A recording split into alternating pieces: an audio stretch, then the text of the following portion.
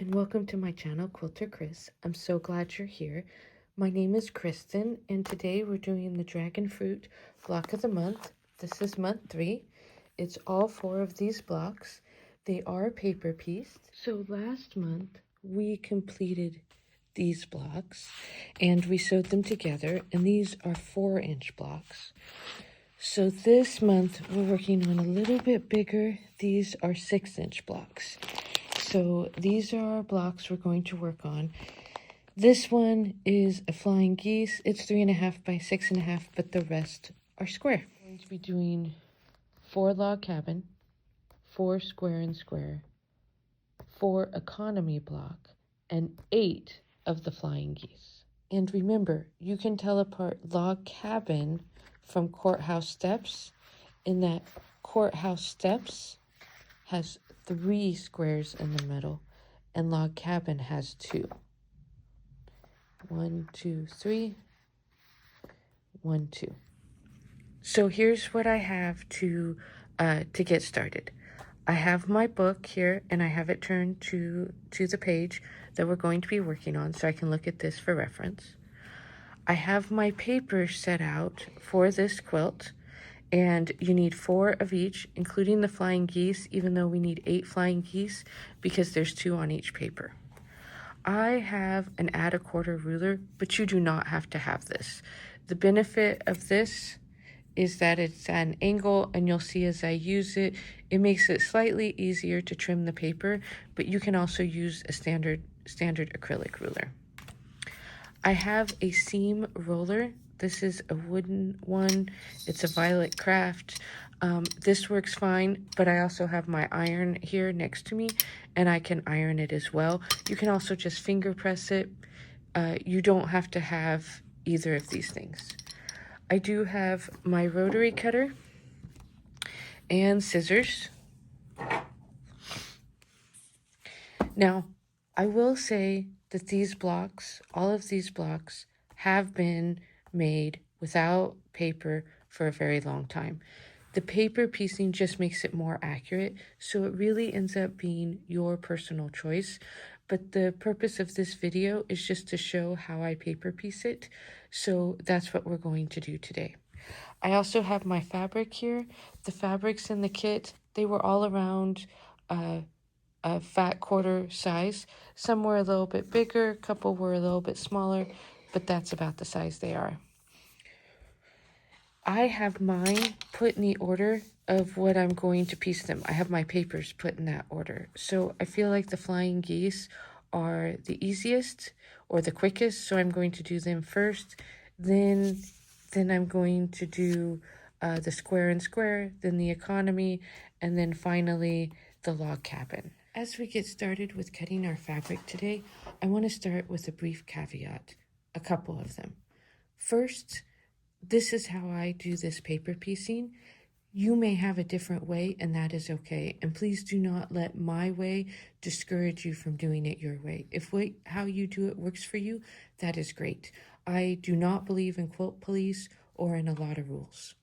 Number 2, if it's important for you, if your thread shows for it to match your fabric, you will want to make sure that your thread matches your fabric. I don't believe that this quilt will be in a show or anything like that.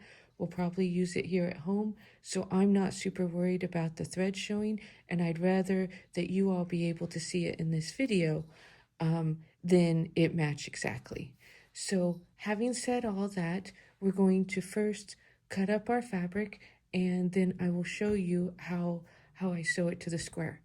I also want to say that it gives you measurements to cut the fabric out so that it fits where you're sewing it. That's great. However, if you cut your fabric a little off or it's not exactly, that's the great thing about paper piecing.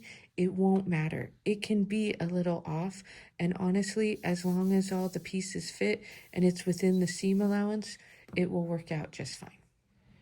So we have our pieces cut for the flying geese. We also have a glue stick, and this is the Sew Line glue stick. I get these on Amazon. I will also say that I had one of the, so this is a holder and it holds these little glue sticks in here. It doesn't gum up your needle. I will say sometimes this gets a little sticky, and it's hard to rub off afterwards. So I got a spare, but what I did was when one of the glue sticks was empty, I ran this through my dishwasher and it came out good as new. You can't tell the difference. So this is all good. We're going to put that aside, and here's our paper piecing. So the first piece is the center square, and we're going to do both of these at once.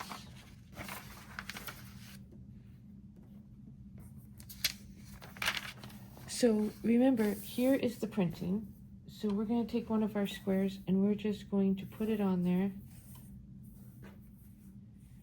so we can see what it looks like. But we are not sewing on the printed side. We're sewing on the blank side. This square, it's cut 7 3/4 by 7 inches. So it is going to look this way, like it's not even. Don't worry about that, okay? As long as it is the edge of the fabric is within what we need it to be, which it is. So here's your line. You're going to want to about 1/4 inch past. So this is the line we're going to sew on. You're going to want it about 1/4 inch past. Ours goes much further past that on all sides. So what I'm going to do is when I lay this on my cutting board, I can faintly see the lines. I'm just going to put a little bit of glue here to hold it on, and a little bit of glue on this side. Okay, then I'm going to stitch all around here, and then we will trim it up.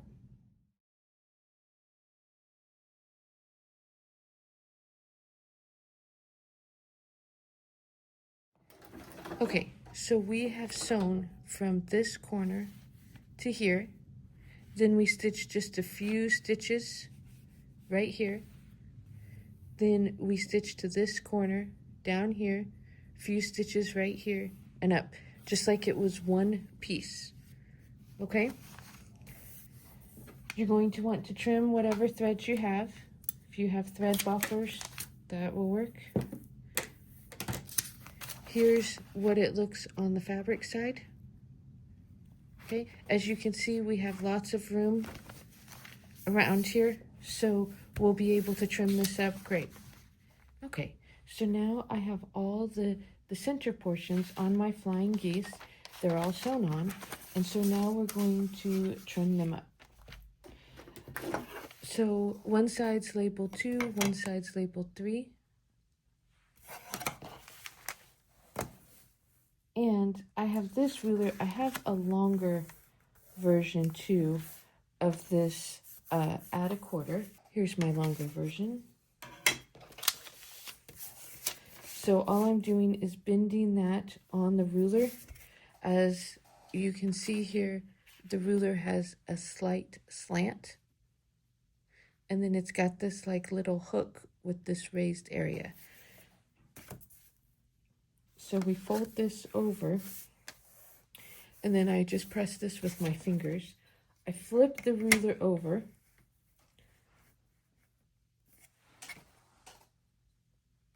slide it like so, and it hooks on to this ledge, and the width of this is 1/4 inch. So then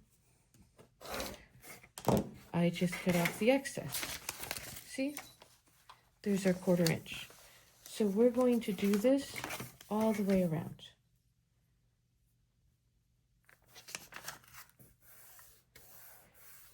Finger press it, flip the ruler, catch it there on that lip, trim the excess. And I'm going to do 2 and 3 right now.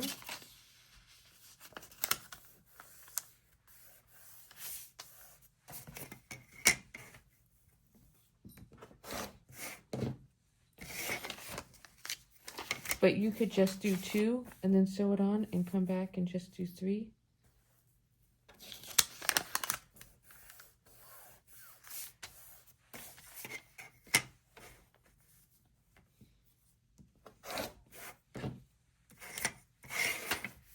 Okay, so that's what it looks like on the back. This is what it looks like on the front. So then we're going to take our triangles, right like this, right sides together. We're going to lay it down.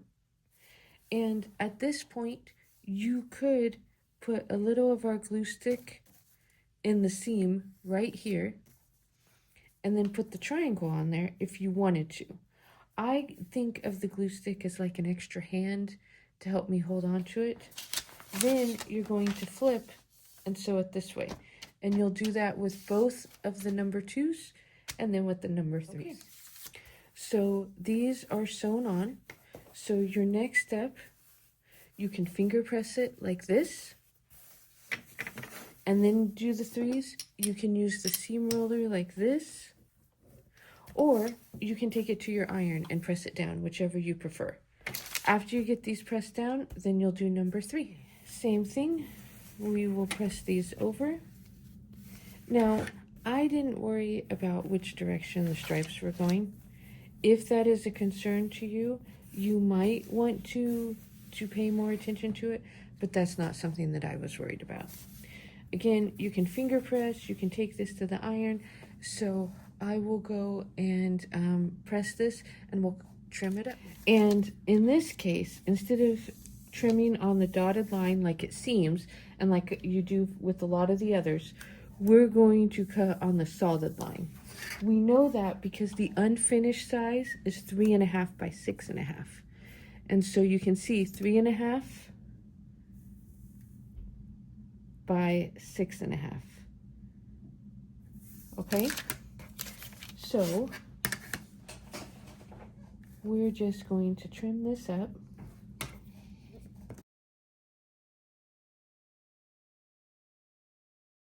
Then we're all good to go.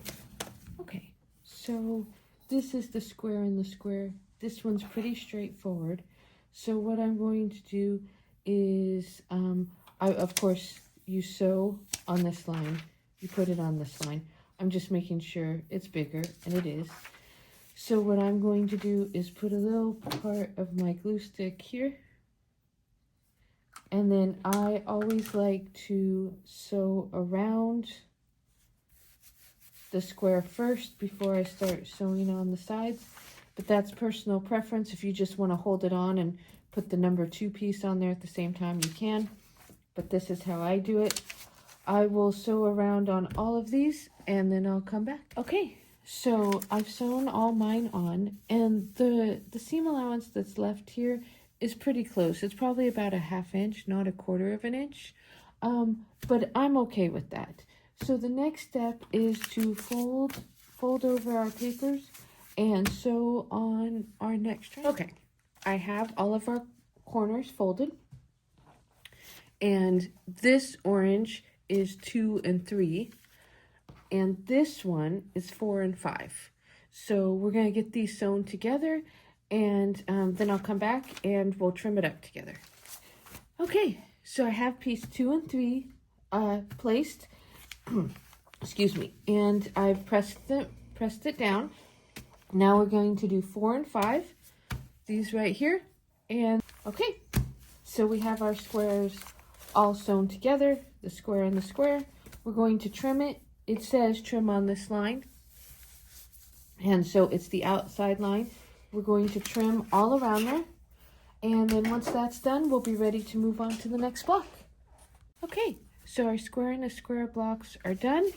They've been all trimmed. And now we're moving on to our economy blocks. And they look like this. The first part is this purple square. It goes in the middle. And I will use the glue stick and we'll glue it on the wrong side and sew around it. And then we'll come back and we'll sew on these triangles and then these triangles. Okay, so we have our squares sewn on. So the next step is to sew on our triangles. And they are piece 2 and 3. We're going to do those first. We'll use our ruler and bend the sides. And you can trim these up to 1/4 inch if you would like. Mine's pretty close, so I'm not super worried about it. But it's up to you. This one's a little long. You might go ahead and do this one.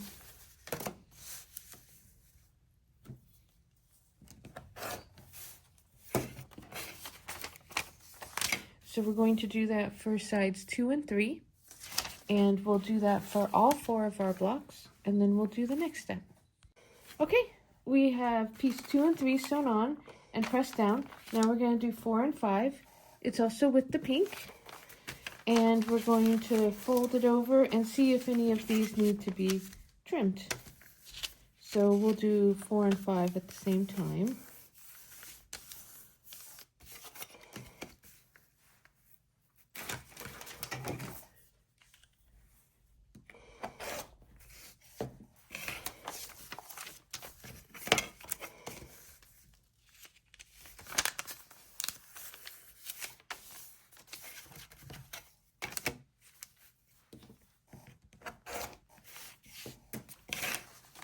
Okay, now we'll get those sewn on and we'll do that for all 4. Pressing them. So the next step is we're going to bend for 6 and 7, and then we'll come back and do 8 and 9. So they're all done in this color.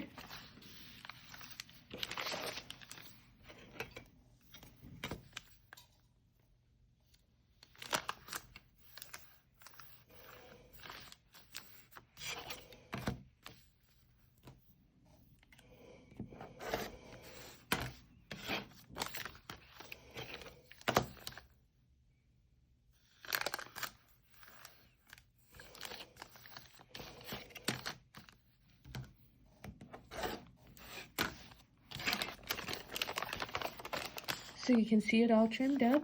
We'll sew on the sides and come back and show it to you. So I have them all pieced together, and now we're going to trim them up. And on this one, it is on the second line that we trim them up. If you have a rotating cutting mat, that might be easier. And if you have a 6.5 inch square ruler, that might make it easier. But I'm not going to get those out right now. We're just going to trim along those lines. And I'll show you when we have these all trimmed, and they look so pretty.